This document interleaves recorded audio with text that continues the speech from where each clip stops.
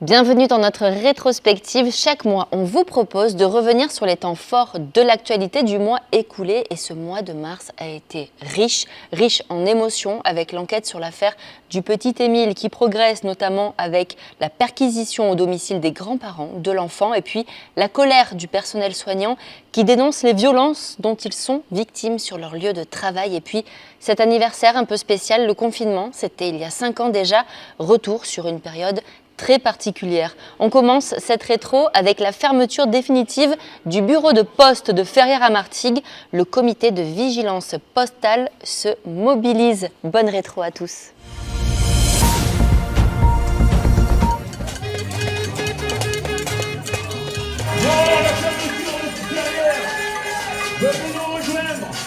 Les implications, c'est qu'il va falloir se déplacer beaucoup plus loin pour aller poster, pour aller retirer des colis, pour toutes les opérations postales. Et ça, c'est un vrai massacre de la poste.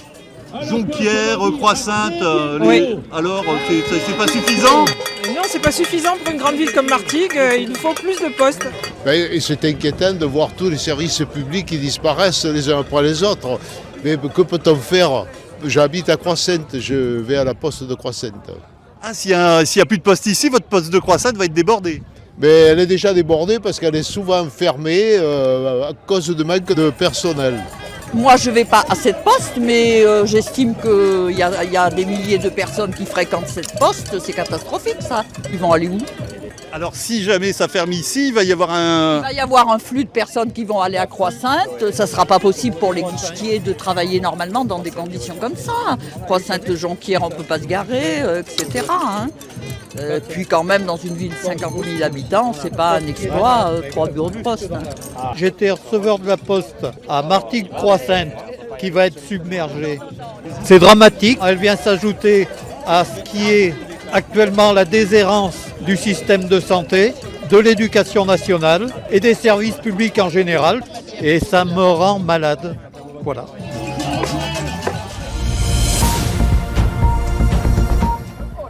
Ce matin a eu lieu 2 manifestations pour 2 camps de chauffeurs de taxi. D'un côté, les propriétaires de licences à l'initiative de ce mouvement, car pour eux, l'augmentation du nombre de licences desservirait la profession, selon Rachid Boudjema, président de l'Union nationale des taxis.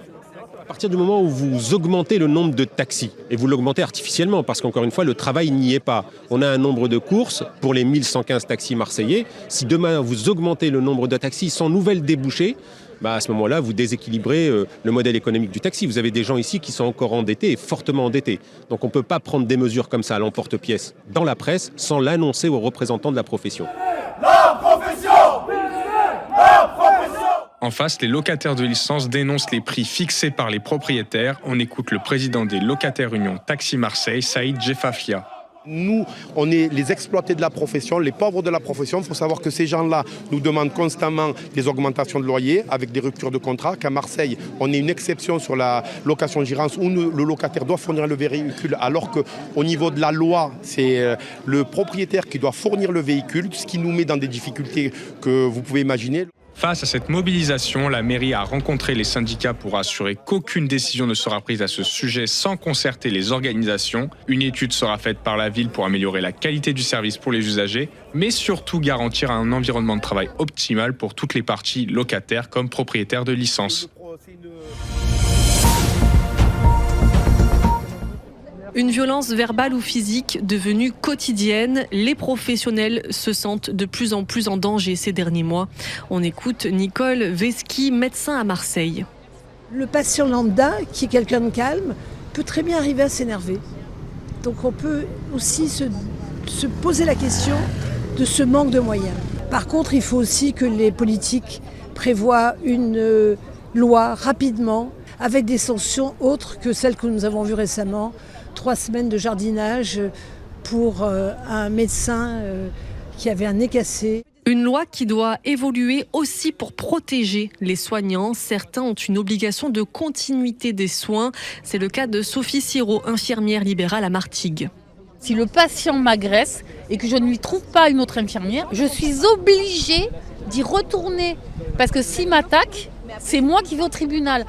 Alors ça, c'est un problème pour moi. Mais si je lui trouve une autre infirmière, ça veut dire que je vais lui fournir de la chair à pâté, quoi. Et on a besoin d'avoir un positionnement officiel du gouvernement et de l'ordre infirmier pour dire que fait-on ?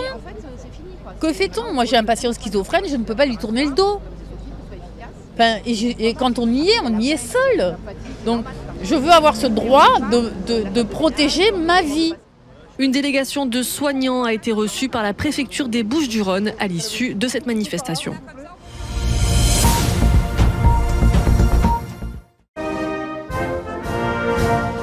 Françaises, Français, nous sommes en guerre. Lundi 16 mars 2020, dans un discours aujourd'hui historique, Emmanuel Macron ordonne le confinement.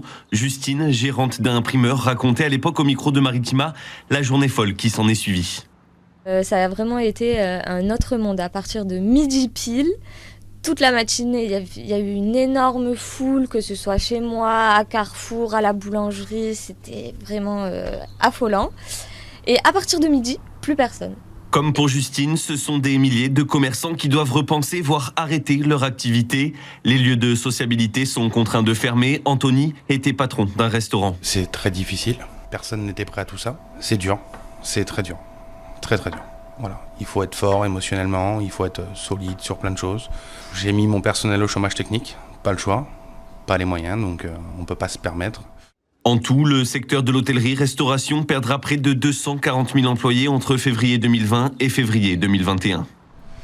On va dire que les petits restaurateurs comme moi, ils ont un gros problème, c'est qu'on est encore sous crédit, on sourit, on est gentil, on fait bonne figure, mais on est quelques-uns dans le coin à être comme ça. Et s'ils nous confinent pendant tant de temps et qu'on n'a pas de solution avec l'État, ou pas d'aide ni quoi que ce soit, ça sera la clé sous la porte.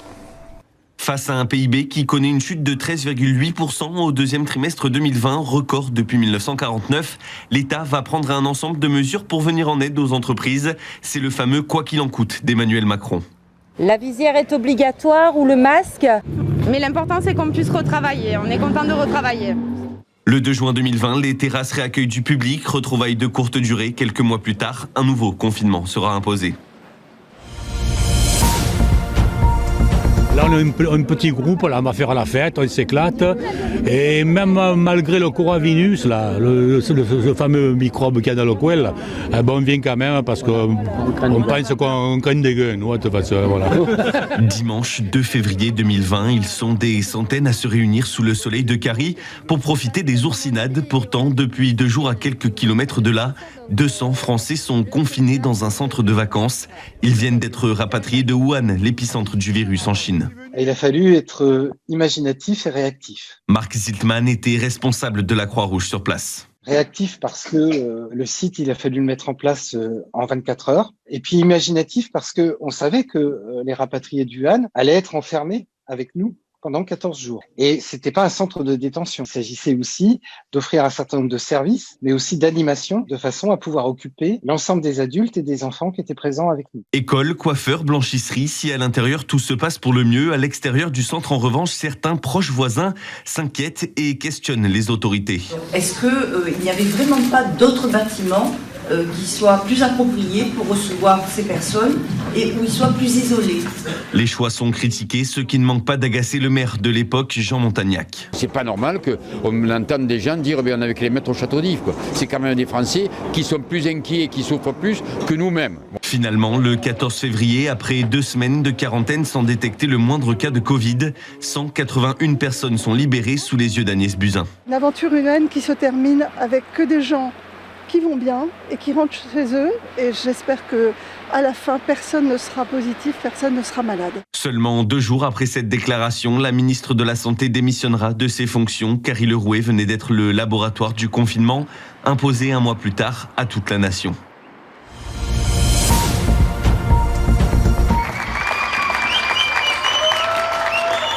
C'était devenu l'un des rendez-vous du confinement. Chaque soir à 20h, les applaudissements rugissaient des façades d'immeubles pour soutenir les soignants. Oui, ça fait chaud au cœur quand même. Lola, infirmière de nuit en service Covid, racontait à l'époque à Maritima le calvaire de son travail. Le 5e et le 4e sont réservés au Covid, donc à partir du 4e, l'ascenseur ne monte plus déjà pour pas qu'on puisse trimballer en fait le virus sur les autres étages.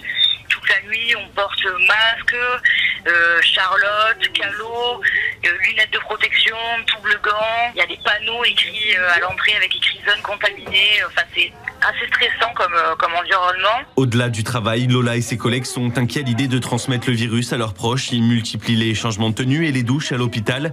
Ils vont même parfois jusqu'à dormir au garage de leur domicile. Ces journées, ces semaines ont été et resteront l'honneur de nos soignants. Une médaille de l'engagement et une revalorisation des salaires de 183 €.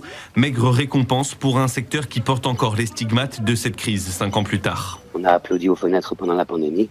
Mais aujourd'hui, nous avons toujours des hôpitaux publics qui sont en difficulté pour fonctionner. On dirait que personne n'a retenu le son de ce qui s'est passé. Guillaume Algrin est en charge des questions de santé à l'Union départementale de la CGT des Bouches-du-Rhône. Effectivement, la pandémie a révélé toutes les conséquences des politiques successives uniquement orientées vers les économies et des budgets contraints et qu'en fait rien n'a changé. On a continué à fermer des lits, on continue à fermer des lits. Donc en fait non, pour moi rien n'a changé. Ça s'est empiré même. En tout, 460 000 personnes ont été hospitalisées et 116 000 sont décédées à l'hôpital à cause du Covid-19. Des chiffres qui auraient pu être bien plus lourds sans le travail des milliers de soignants. Avec 500 mg de chloroquine par jour, pendant 10 jours, il y a une amélioration spectaculaire et c'est recommandé pour tous les cas cliniquement positifs d'infection à coronavirus chinois. Donc c'est un excellent nouvelle, c'est probablement l'infection respiratoire la plus facile à traiter de tout. 25 février 2020, sur la chaîne YouTube de l'IHU, l'Institut Méditerranée Infection, dont il est le directeur.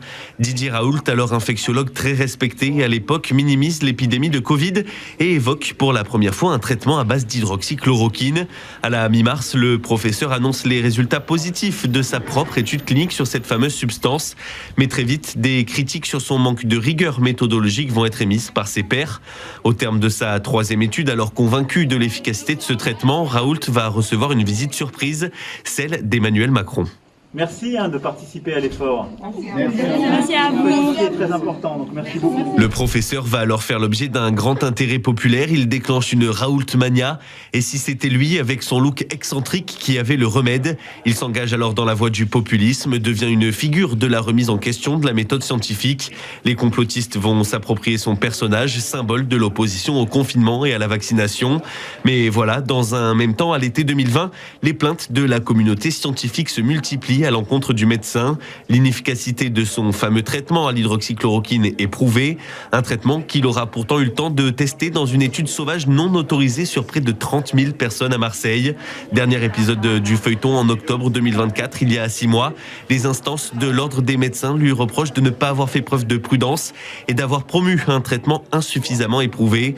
Conséquence, Didier Raoult est condamné à l'interdiction d'exercer la médecine durant 2 ans. Faites attention, il y aura bientôt plus de chloroquine dans les pharmacies.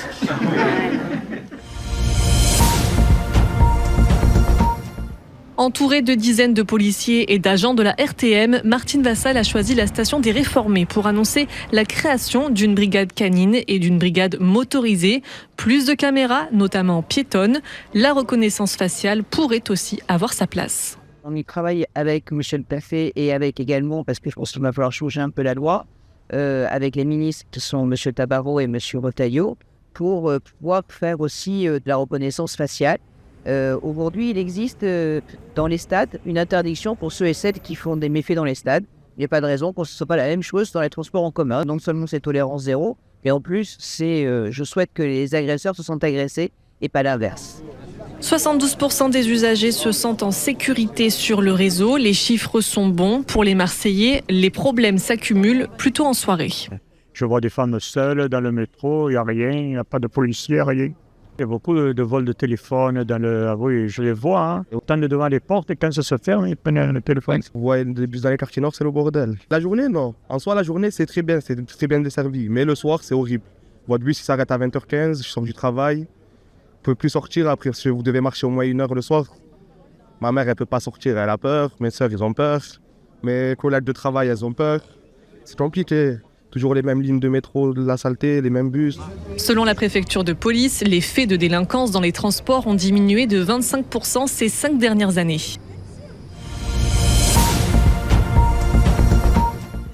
À son arrivée à Notre-Dame-des-Marins, Juliette Méadel est accueillie par le maire de Martigues, Gaby Charroux, qui ne mâche pas ses mots sur le bailleur social 13 Habitat. Depuis 40 ans, rien n'a été fait dans cet ensemble. Voilà, aucune réhabilitation. Et pire même maintenant, on a 13 Habitat a diminué la part pour les grosses réparations annuelles. Dans une entrée d'immeuble, la ministre constate un énorme trou au plafond. Je voudrais juste que monsieur Baillard me refasse l'historique de l'infiltration qui a conduit à ça là. Donc on a eu le réseau d'eau pluviale qui passe ici. Il y a une goutte qui a cassé. Donc toute la terrasse déversée dans le hall d'entrée.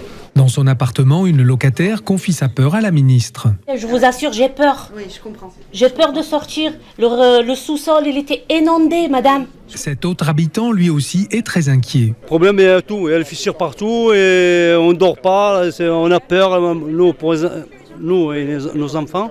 Voilà. En sortant d'un bâtiment, Juliette Méadel se veut rassurante. Ce qui est sûr, et je le dis aux habitants, c'est qu'on laisse quelques semaines pour que les choses s'améliorent. Et si d'ici au début du mois de mai, les choses ne s'améliorent pas, il y aura forcément quelques sanctions.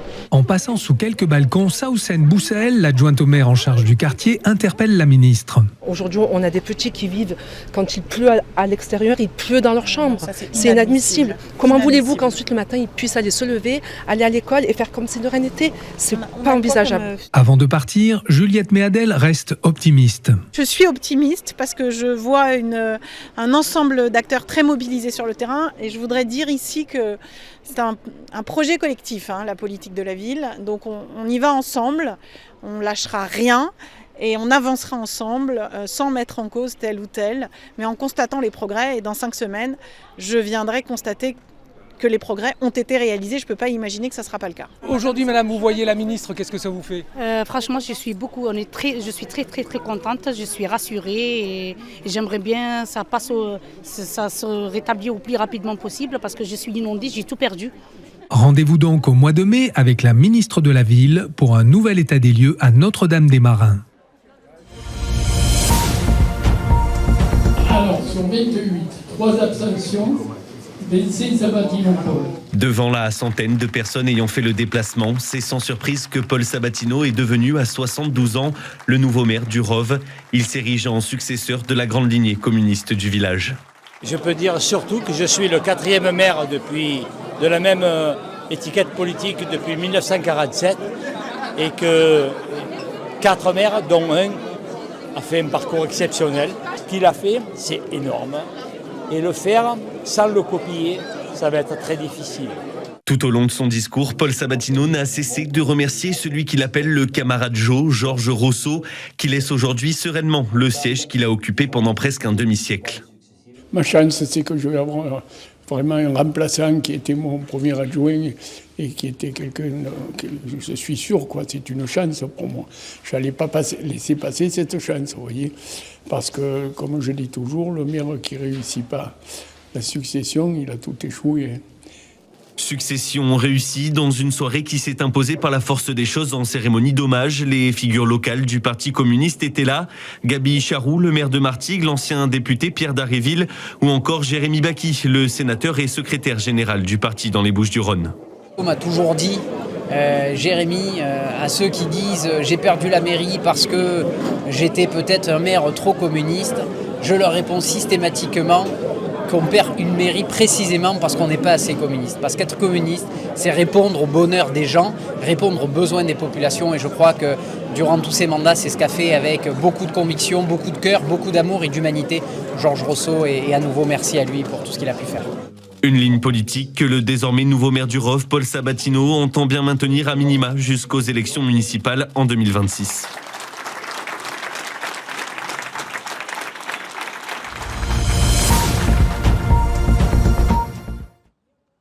À la prison de Luynes, la capacité d'accueil est de 1300 places. Pourtant, on compte actuellement presque 2000 détenus. Une surpopulation carcérale ingérable pour des agents en sous-effectif. Quotidiennement, on a des agents qui sont agressés physiquement, verbalement, au niveau de la détention. On a des agents qui viennent en détention la journée, on ne sait pas comment ils vont rentrer le soir. Est-ce qu'ils vont être entiers? Est-ce qu'ils vont être blessés? Est-ce qu'ils vont devoir aller aux urgences? On ne sait pas. Et s'ils vont aux urgences, le lendemain matin, il faut quand même qu'ils reviennent travailler. parce que la détention en a besoin et qu'on manque de personnel. Donc en fait, c'est ça la considération qu'on a, c'est aller dans la gueule du loup et puis démerdez-vous. Avant de parler du bien-être au travail, les agents demandent surtout de la sécurité. Les agressions au sein de la prison font peser un climat de terreur. Ludovic va même jusqu'à vérifier s'il n'est pas suivi en rentrant chez lui. Quand je sors, que je vais faire des courses, je regarde tout le monde. Moi, avant, je regardais juste les produits que j'achetais. Maintenant, je regarde toutes les personnes qu'il y a dans le magasin. Parce que je commence à connaître les visages aussi des familles, vu que je suis au parloir. Donc voilà, si je croise une famille, je me dis, est-ce qu'ils sont là parce qu'ils font leurs courses ou est-ce qu'ils sont là pour voir où je suis ? Voilà, ça devient des mauvaises habitudes pour moi. En réponse à la mobilisation spontanée, ce matin, une réunion s'est organisée avec la direction interrégionale. Les conclusions sont loin d'être satisfaisantes pour les syndicats. Ce qu'il en ressort, c'est qu'on voit qu'il y a un constat désabusé de la situation où on sent que personne n'est maître de ce qui se passe, des effectifs et de la situation, et qu'il n'y a pas de solution miracle à court et long terme, en tout cas de prévu. Donc ça, c'est plutôt mauvais signe. Si des mesures ont été prises pour soulager le personnel cet été, les syndicats, eux, attendent toujours des solutions pérennes pour le futur. Il est 11h lorsque les gendarmes perquisitionnent une remorque à chevaux appartenant à Philippe, le grand-père d'Émile, ainsi que son véhicule personnel. Quelques heures avant la fouille des enquêteurs de la section de recherche de Marseille dans leur maison à la Bouilladis, Philippe et Anne Vedovini, les grands-parents maternels d'Émile, ainsi que leurs enfants, oncles et tantes du petit garçon de 2 ans, ont été interpellés. Dès 6h du matin, ces 4 personnes sont donc placées en garde à vue pour homicide volontaire et recel de cadavres. L'information s'est rapidement répandue dans la ville de plus de 6000 habitants, plongeant les riverains dans la stupeur. C'est surtout choquant qu'ils s'en prennent à sa famille alors que, à mon avis, c'est pas eux. C'est choquant que ce soit des grands-parents qui soient accusés. Parce qu'ils ont quand même perdu leur petit-fils et ils sont accusés. C'est un peu flou comme histoire. Moi, ça me reste un problème de famille avec un accident malheureux qui est arrivé et puis qui s'arrange comme ça à camoufler plus ou moins pour moi. Ça veut dire qu'il y a quelque chose derrière, ça veut dire qu'il y a une histoire derrière, mais nous, moi je ne suis pas au courant de tout ce qui s'est passé. On a suivi par la télé, par tout ça, mais après voilà, on est un peu dépassé par ce qui se passe. Tout le monde est bouleversé, quoi. En fait, malgré que l'enquête soit ouverte depuis presque 1 an maintenant, qu'on pensait en fait avoir terminé avec ça et qu'en fait c'est pas fini, quoi. Un énième rebondissement dans cette affaire, cela intervient 2 semaines après la découverte de taches de sang sur une jardinière située devant la chapelle du Haut-Vernay. Alors oui, je me trouve devant le tribunal judiciaire d'Aix-en-Provence pour cette conférence de presse très attendue à ce stade de l'enquête. Beaucoup de journalistes français étaient présents, mais aussi la presse internationale. Alors ce que l'on peut retenir, les expertises concluent à la probabilité de l'intervention d'un tiers dans la mort du petit Émile et l'homicide volontaire est la qualification choisie à la lumière des derniers résultats obtenus pendant les gardes à vue, à savoir que les chefs de placement de mise en garde à vue pour les 4 personnes étaient les mêmes, homicide volontaire et recel de cadavres. Concernant l'implication d'un tiers, la piste intrafamiliale n'est pas fermée, mais elle n'est pas encore avérée. Les véhicules saisis sont en cours d'analyse et le procureur de la République rappelle que les 4 personnes sont sorties libres de la gendarmerie de Marseille sans qu'aucune charge ne soit retenue contre elles. De nouveaux éléments décisifs à l'enquête ont été révélés, comme je vous le disais. On écoute le procureur de la République d'Aix-en-Provence, Jean-Luc Blachon. Les vêtements et les ossements retrouvés ont été transportés et déposés peu de temps avant leur découverte. Permettent aussi d'affirmer que le corps de l'enfant ne s'est pas décomposé dans les vêtements retrouvés dans la forêt. Permettent de considérer l'hypothèse que le corps n'est pas demeuré au même endroit et dans le même biotope au cours du processus de décomposition et qu'il n'a pas été enfoui. Et enfin de caractériser la présence sur le crâne découvert de stigmates anatomiques évocateurs d'un traumatisme facial violent. Vous aurez compris donc que les expertises introduisent la probabilité de l'intervention d'un tiers dans la disparition et la mort d'Émile Soleil. Le procureur de la République a tenu à préciser qu'à ce stade de l'enquête, aucune piste n'était exclue et il tient aussi à souligner la détermination des juges d'instruction à faire avancer l'enquête.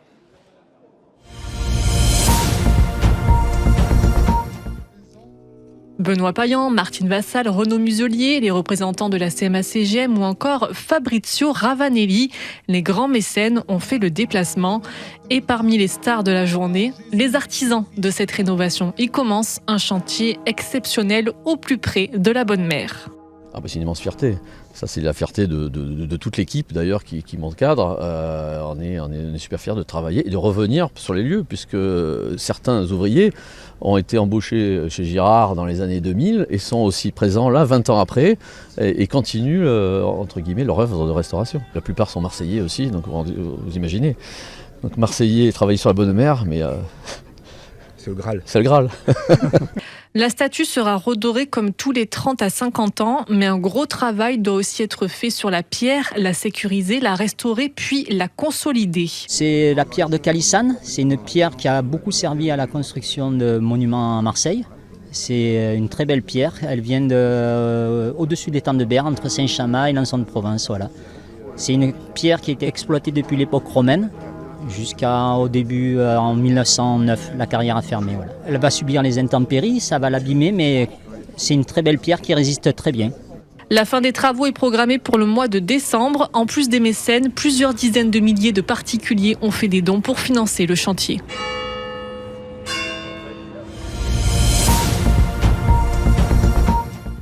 Postés à l'entrée du supermarché, les bénévoles des Restos du Cœur sont bien reconnaissables grâce à leur badge et leur chasuble rose, comme Yasmine, bénévole au resto depuis 1 an. On collecte les produits de première nécessité surtout, pas de produits frais parce que ça ne se conserve pas en fait, mais sinon tout ce qui est pâtes, tout ce qui est riz, conserve et aussi pour les bébés, tout ce qui est shampoing, couches si possible. On a une liste de produits qu'on donne, de première nécessité, comme ça les gens savent ce qu'ils doivent donner, et un sac. Responsable de l'équipe des bénévoles sur ce magasin, Rabeb Rabi en est à sa 8e collecte. Mais ce matin, elle avait quelques doutes. Moi, je pensais que ça marche pas bien. Aujourd'hui, j'ai dit peut-être Ramadan, c'est cher aussi un peu les ans. J'ai dit j'ai une doute, peut-être ils donnent pas trop, mais vraiment c'est super. Je te jure, c'est super. Il y a un monsieur, il nous a ramené un chariot complet de huile, farine, un chariot. Vraiment, vraiment pour le moment, c'est super. C'est vraiment très gentil de sa part, ça nous a vraiment fait chaud au cœur. Ici, dans les quartiers nord, on ne roule pas sur l'or, mais ça n'empêche pas d'être généreux. De toute façon, toutes les années, je participe. Quand je peux, que c'est l'occasion, je donne.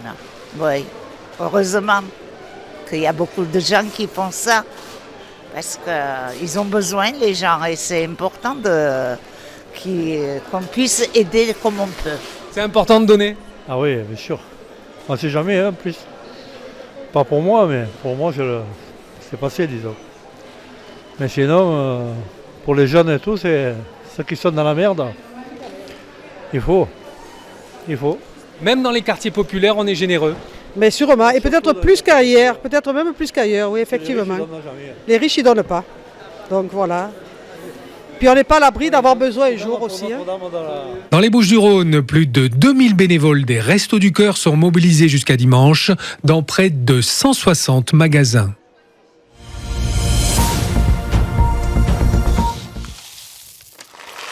Sécheresse, problème de récolte, donc forcément, comme on est sujet à la bourse avec le café, automatiquement le prix du café augmente. Comme ses confrères, Ludovic, torréfacteur à Istres, accuse le coût. Le dérèglement climatique et ses conséquences dans les pays producteurs ont fait exploser le prix des grains. Depuis le 1er janvier 2024, le prix de l'arabica, par exemple, a augmenté de 75%. Nous, on essaie d'absorber un maximum de cette augmentation pour ne pas le répercuter sur le client.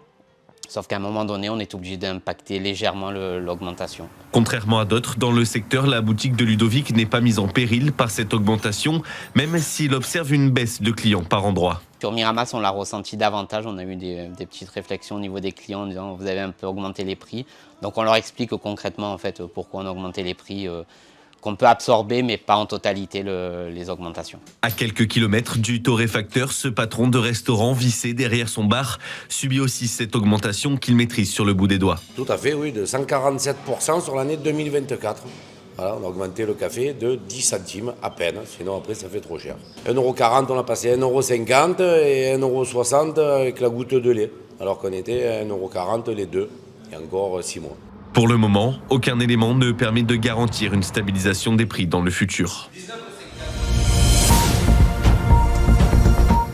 Catherine Mougamadou est photographe. Son idée, tirer le portrait de femmes et récolter 8 000 € pour les reverser à la Fondation des femmes.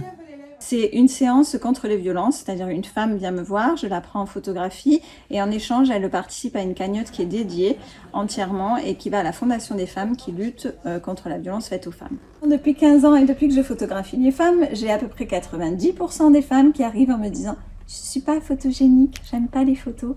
Et en fait, ça finit qu'elle le s'aime. Donc c'est aussi ça, les révéler, c'est aussi révéler sa confiance et apprendre à s'aimer sur les photos. En fait, c'est vraiment un projet qui est vraiment sympathique parce que du coup, une femme, par son portrait, aide une autre femme, mais elle s'aide aussi elle-même. Toutes les séances photos ont rapidement affiché complet. Un succès tel que la photographe envisage de renouveler l'opération l'année prochaine. Nous sommes un groupe qui parle du BTP, mais aussi dans ce groupe, il y a beaucoup de femmes qui sont des femmes chefs d'entreprise, qui sont donc issues de l'association mondiale qui est FCE. FCE, ça veut dire Femmes Chefs d'entreprise. Et puis, bien entendu, nous sommes des compagnes, nous sommes des mères et nous sommes bien évidemment confrontés à ce fléau qui est celui des femmes battues. Pour le clou du spectacle, rendez-vous le 8 mars prochain, journée internationale des droits des femmes. Les portraits seront affichés en format géant sur la façade de l'hôtel de ville de Salon de Provence. Au cœur du site Airbus Hélicoptère à Marignane, cet atelier est géré par l'Association pour la coopération sociale et permet une insertion professionnelle pour tous les salariés en situation de handicap qui y travaillent. Mon métier à moi spécifiquement, il va s'orienter, il va avoir vraiment deux aspects différents. Le chef d'équipe industrielle, la gestion de la production et l'accompagnement lié au métier qu'on exerce et au domaine qu'on exerce, tout ce qui est métier du domaine du handicap. J'ai fait des études en histoire, j'ai fait des études en sécurité du travail, j'ai travaillé dans la vente, dans tout ce que vous voulez. Mais non, c'est plutôt par hasard que j'ai atterri là, sur des occasions à saisir ou autres. Moi je m'y plais, ça fait longtemps que je suis là maintenant. Ce sont près de 1000 personnes en situation de handicap qui sont employées sur le site Airbus. Mais le chemin est encore long pour certains. L'AGFIP œuvre au quotidien pour l'insertion à l'emploi. Demain et après-demain, nous avons, pas très loin, au centre de Marseille, au Vélodrome, l'URRH, pendant 2 jours, donc l'Université des référents handicap. Ces 2 journées, c'est un rendez-vous annuel qui consiste à mettre en relation tous nos référents handicap. Les référents handicap maintenant font partie du panorama, ils ont été finalement indiqués par la loi, les entreprises les ont mis en place, mais tout reste à faire, ce n'est pas une loi qui dit comment procéder. Donc l'AGFIP a pris en charge cette animation, créé un réseau et provoqué cette rencontre physique une fois par an, alors même que pendant tout le reste de l'année, il y a des échanges via tous les outils digitaux modernes. C'est un réseau d'échange de bonnes pratiques. D'après la GFIP, en 2023, plus de 3 millions de personnes étaient reconnues handicapées. Parmi elles, un peu plus d'un tiers étaient en emploi, soit 4% des travailleurs.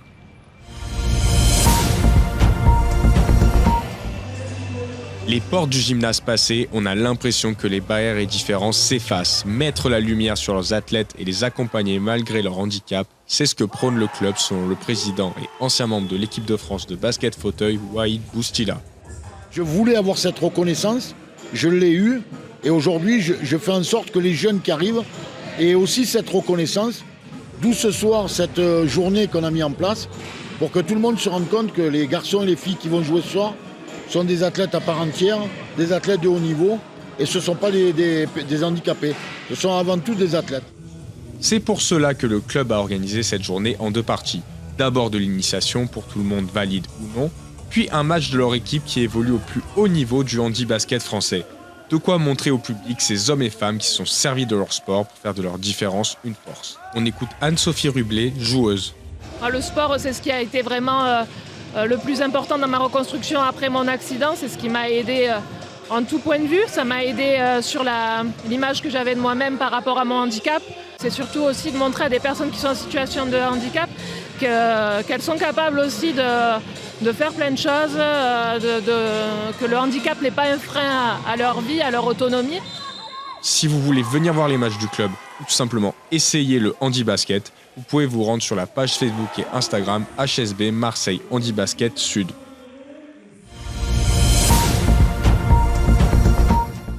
Le mercredi après-midi, c'est football pour la majeure partie des enfants, mais aux abords du stade, un sujet revient. Samedi, le match de l'OM à Auxerre. Ouais. Vous avez pu voir qu'il y avait une polémique concernant l'arbitrage. Une explication s'impose pour Fabien Pouec, coach des moins de 8 ans. Il y a toujours un risque parce que les enfants regardent tous les matchs à la télévision. Donc après, c'est à nous d'être vigilants en leur expliquant que s'il y a des décisions qui sont défavorables, que l'arbitre ne le fait pas volontairement. Un respect envers le corps arbitral que le club essaye d'inculquer dès le plus jeune âge. On écoute Nasser Benassen, responsable des jeunes de 10 à 13 ans. On a des actions pour sensibiliser déjà les enfants aux règles du jeu, parce qu'avant de pouvoir les respecter, il faut déjà les connaître. Ça passe aussi par la sensibilisation auprès des entourages aussi, des familles qui viennent voir les enfants jouer. Ça passe aussi par là, le fait de faire passer les bons messages. En tant qu'ancien footballeur professionnel, Yohan Molo a conscience mieux que personne de cette problématique. Exceptionnellement en tribune pour voir son neveu jouer, l'homme aux 172 matchs de Ligue 1 apporte un point de vue différent. Le problème du football, c'est qu'il y a beaucoup de passion. Donc dans la passion, parfois, il y a un excès d'émotion. Donc dans cet excès d'émotion, parfois, tu peux mal te comporter, tu peux mal parler. Et parfois, tu parles sous le coup de la colère, tu parles sous le coup d'excitation. Donc moi, ça serait surtout lui inculquer de garder son calme. Et toujours respecter tout le monde sur le terrain. Pour rappel, selon l'Union nationale des arbitres de football, environ 500 arbitres sont agressés physiquement chaque année en France et plus de 4000 subissent des violences verbales telles que des insultes, des crachats, des bousculades ou des menaces.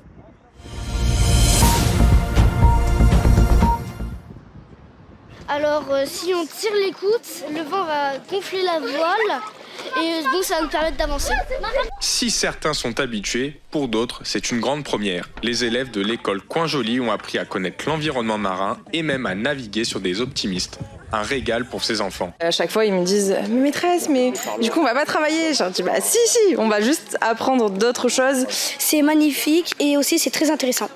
On a trouvé beaucoup de coquillages de crabes la dernière fois et aussi des oursins et des concombres de mer et une sèche. Qu'est-ce que tu penses de cette journée ? C'est trop bien parce que au moins on peut faire de la voile déjà. Le stade nautique construit pour les JO 2024 laissera donc un héritage à la ville de Marseille, d'abord pour les écoliers, puis à terme tous ses habitants selon le maire Benoît Payan. On va avoir une ouverture vers la mer qui va permettre aux plus jeunes, aux plus grands, aux plus anciens de découvrir tout ça parce qu'il y a aussi des gens qui ont 70 ans, 80 ans, qui pourront faire des stages, qui pourront, avec des associations, pour certains d'entre eux, pour la première fois, barrer un bateau. C'est pour les petits, c'est pour les anciens, c'est pour tout le monde en fait.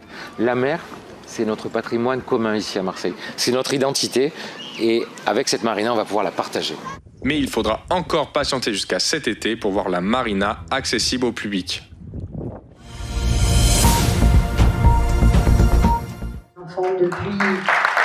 Après une longue concertation du jury composé d'élus et de littéraires, ce sont 2 élèves Martégot qui ont remporté cette présélection.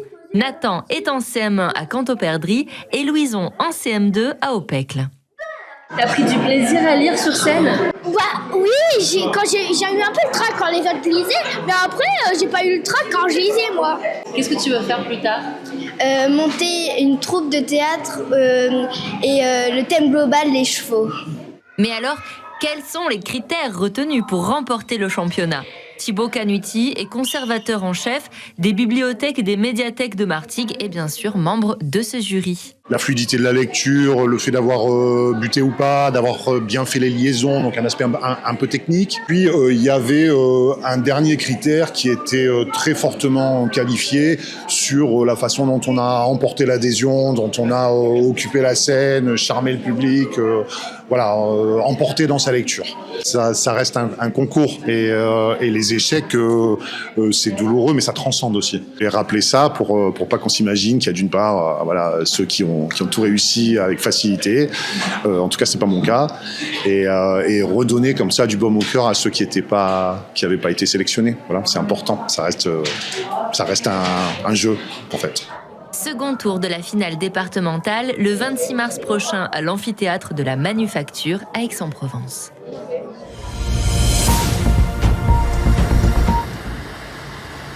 Le futur groupe scolaire Lac Van Gogh de Miramas divisera son émission de gaz à effet de serre par 9, une prouesse permise par la géothermie qui utilise l'énergie dans le sol pour régler la température du bâtiment d'après Sifrin Crozet, ingénieur sur ce chantier. On a des sondes géothermiques qui sont placées dans le sous-sol. Ces sondes géothermiques-là, elles vont constituer comme une batterie souterraine qu'on va venir charger ou décharger au fil des saisons. La pompe à chaleur va puiser l'énergie du sous-sol grâce aux sondes géothermiques pour venir réchauffer ou refroidir les salles de classe grâce à un plancher chauffant ou rafraîchissant l'été. Des projets comme celui-ci, la ville de Miramas les multiplie depuis 2012. L'objectif est que cette école ne soit plus chauffée à l'aide d'énergie fossile et les résultats sont probants selon Gérard Guimond, deuxième adjoint au maire. L'ancienne école qui va être fermée émettait environ 50 tonnes de CO2 dans l'atmosphère, qui fait qu'on boulait du gaz pour la chauffer, alors que l'école nouvelle, c'est 3 tonnes, c'est-à-dire on divise par 17 les émissions de gaz à effet de serre. La nouvelle version de l'école Lac Van Gogh devra accueillir 300 élèves de maternelle et de primaire en septembre prochain.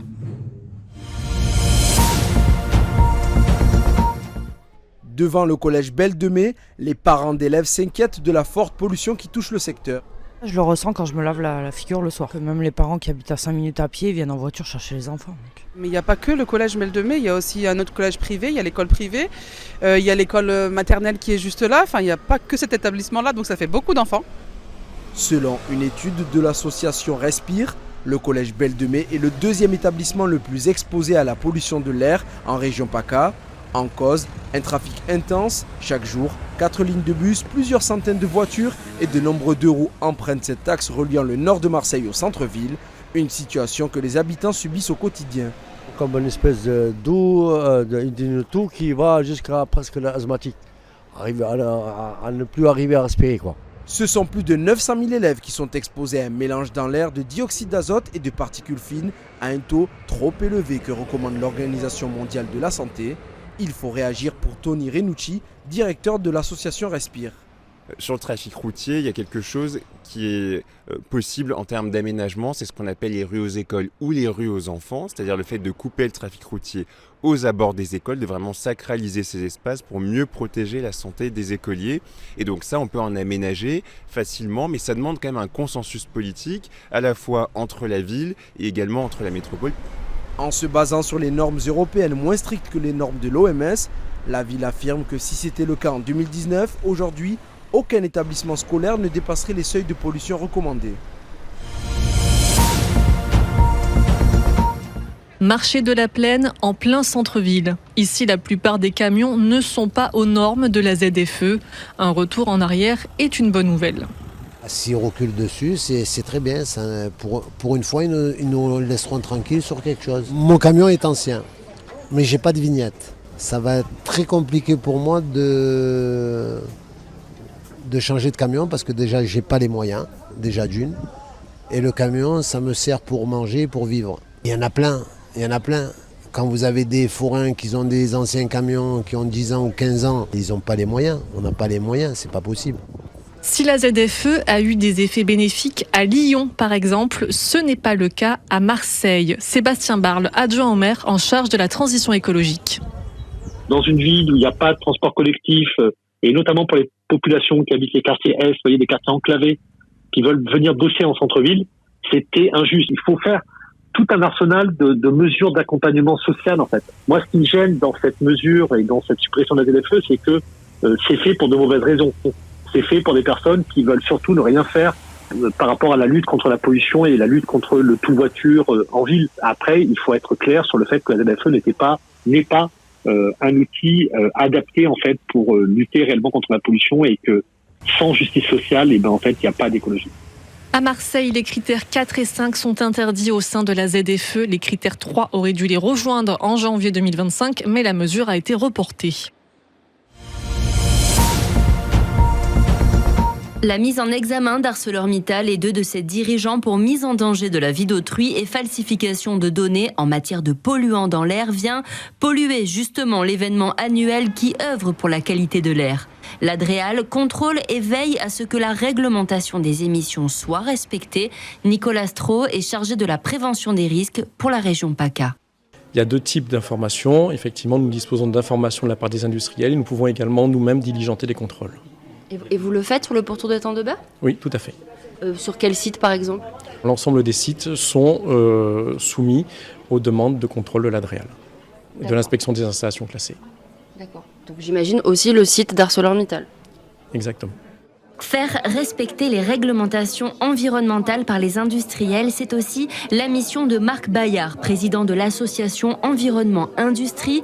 Il accompagne 50 industriels sur le pourtour de l'étang de Berre, dont ArcelorMittal.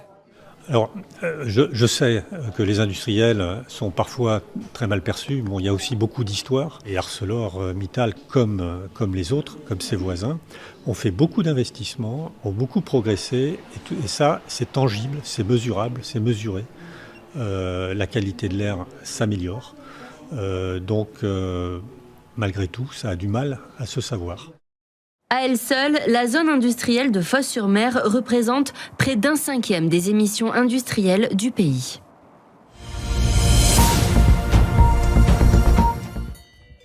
Avec 200 hectares de terre municipale à débroussailler dans sa colline du Talagar, Salon de Provence devait recourir à des engins mécaniques coûteux et polluants. Alors quand un éleveur du cru est venu proposer d'y faire paître ses vaches, le maire Nicolas Isnard n'a pas hésité. Désormais, avec ce système de l'éco-pastoralisme, eh bien, ce sont des bêtes qui raclent le sol et qui protègent ces terres en évitant que les incendies puissent se propager plus facilement que s'il y avait des espaces verts denses et touffus. C'est tout l'intérêt, toute la vertu de ce dispositif, eh bien, c'est de faire via des bêtes ce que faisaient par le passé des machines pour mieux protéger les espaces naturels. Ces terres, elles sont mises à disposition d'éleveurs locaux. Ils n'ont pas à louer leurs terres, du coup. En contrepartie, ils nous les entretiennent, ces terres, et eux, ils peuvent faire prospérer leurs troupeaux, avoir plus de têtes et donc gagner mieux leur vie. Effectivement, sans pâturage disponible à proximité, le troupeau de Jérôme Crouzet se limitait à une dizaine de têtes. Avec la colline toute proche et désormais accessible à ses vaches, il en compte aujourd'hui 35. Et la végétation, on va retrouver de l'argelasse, du chêne kermès, des chênes, du pin.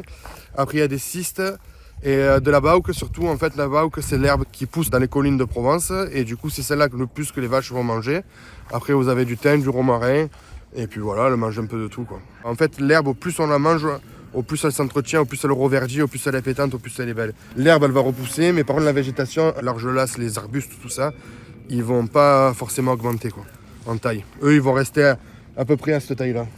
C'est les meilleures travailleuses. Ah ouais, ben là, elles travaillent mieux qu'un tracteur et un broyeur, ça c'est sûr. Elles sont embauchées aux espaces verts maintenant. Ouais, exactement, ouais. C'est ça, elles sont embauchées aux espaces verts. Et depuis, 10 veaux sont nés et on en attend encore 15 prochainement. Depuis quelques jours, au musée du château de Lampéry, on bichonne un pistolet des années 30, calibre 6,35, et une carabine soviétique des années 60, calibre 22. C'est un monsieur qui menaçait de tirer sur sa famille s'il rentrait dans la maison. Donc les gendarmes sont venus l'appréhender et ont récupéré les armes, les ont saisies, et puis les voilà maintenant dans nos collections. Dans une salle secrète du musée, la carabine est photographiée sous toutes les coutures. Nous faisons un inventaire. Elle est rentrée et comme nous avons différentes armes, peut-être dans le même modèle, c'est être sûr qu'on puisse la reconnaître. Voilà. Et en photographiant, justement, il y a des détails qu'on ne voit pas à l'œil nu. C'est une carabine en 22 cours, donc d'origine soviétique, qui est marquée dessus CCCP et qui n'est pas marquée URSS, qui date des années 60, une carabine TOZ, qui est arrivée par le commerce dans les mains d'une personne du côté des Alpilles, tout à fait légalement. Et ce qui est assez étonnant, c'est qu'au moment où on va avoir l'affaire de la baie des Cochons, où on va avoir la guerre froide qui bat son plein, il y a quand même des relations commerciales autour d'armes, on va dire très très légères, qui se font entre le bloc soviétique et l'Occident.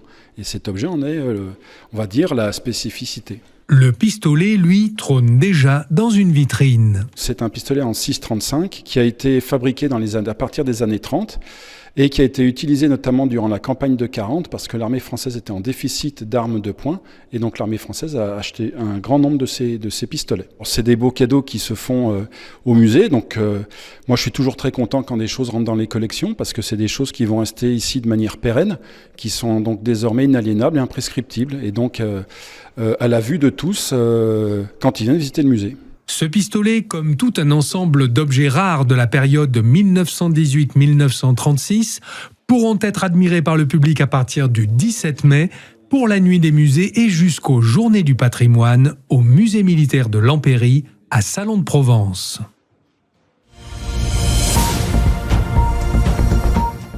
Si le canal Galifet à Martigues a autant de succès auprès des pêcheurs amateurs en ce moment, c'est parce que les dorades commencent à passer par ici, comme nous l'explique Jean-Luc en pêcheur chevronné. Elles rentrent dans l'étang et puis après ce qui se passe, elles vont manger dans l'étang et au mois de septembre-octobre elles ressortent. Le biotope de l'étang de Berre, c'est bourré de crevettes, de petites nourritures, de mollusques.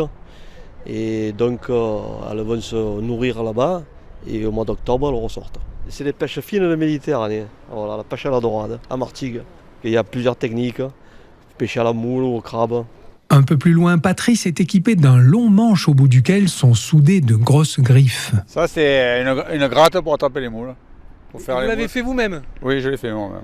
Alors là, vous allez contre le quai et vous grattez contre le quai, il y a des moules tout le long. Et ça c'est indispensable pour la pêche à la dorade? Pour attraper les moules, oui. Tout l'art consiste ensuite à fixer la moule à l'hameçon. Il faut une aiguille et des tridents. Et après, on enfile la moule dans le trident. Après, il y a plusieurs façons de les mettre. Bon. En gros, vous cousez la moule sur l'hameçon. Voilà, ouais. Et la dorade, elle vient direct et elle se jette dessus, quoi. Et d'un coup, dès qu'elle touche, il faut ferrer. Et ça arrive souvent qu'on les manque. Hein. Ils viennent, ils tapent et on les manque. C'est pas chaque coup que ça marche. Et on devient vite accro à cette pêche comme Joël. Ah oui, on est accro, c'est une des meilleures pêches du monde, ça. Pourquoi alors? Parce que bon, la dorade, c'est un poisson quand même prestigieux. Et puis c'est très agréable à la faire, quoi, à la pêcher. Voilà, c'est un des poissons les mieux à pêcher pour moi. On est mieux là qu'à faire des bêtises, non? Vous croyez pas? Attention, il faut respecter la taille minimum de 23 cm de long, on dit la maille. Sinon, obligation de remettre à l'eau la dorade trop petite. Et ce matin, c'est Frédéric le premier chanceux. Est-ce qu'elle finit dans la poêle? Je crois qu'elle va aller au barbecue à midi, vous voyez.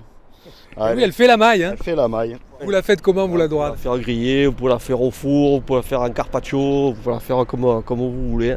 C'est très bon. N'oubliez pas le sel, le poivre, un filet d'huile d'olive et bon appétit.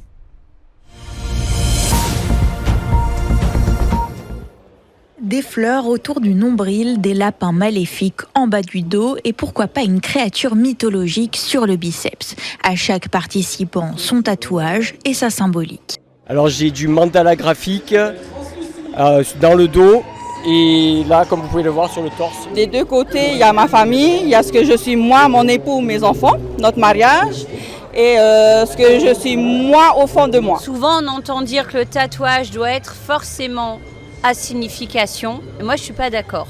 On peut se faire tatouer juste pour le kiff. Et du côté des professionnels, l'événement est très important. Cette année, c'est un record d'affluence pour les exposants. Il y en a 230. Et parmi eux, Jade, plus connue ici sous le nom de Sugar Mommy. Elle évoque un métier amusant, mais aussi des enjeux sanitaires importants. Avant de tatouer quelqu'un, il faut savoir si la personne est majeure, si par exemple une femme est enceinte ou pas, s'ils ont certaines maladies de peau ou de sang comme le diabète par exemple. Voilà, si ce sont des gens fun par exemple, important. Côté prix, pour un petit tatouage dans ce salon, il faut compter de 40 à 80 €. Si ça vous intéresse, sachez qu'il est conseillé de ne pas venir à jeun et d'avoir correctement dormi avant de se lancer dans la grande aventure du tatouage.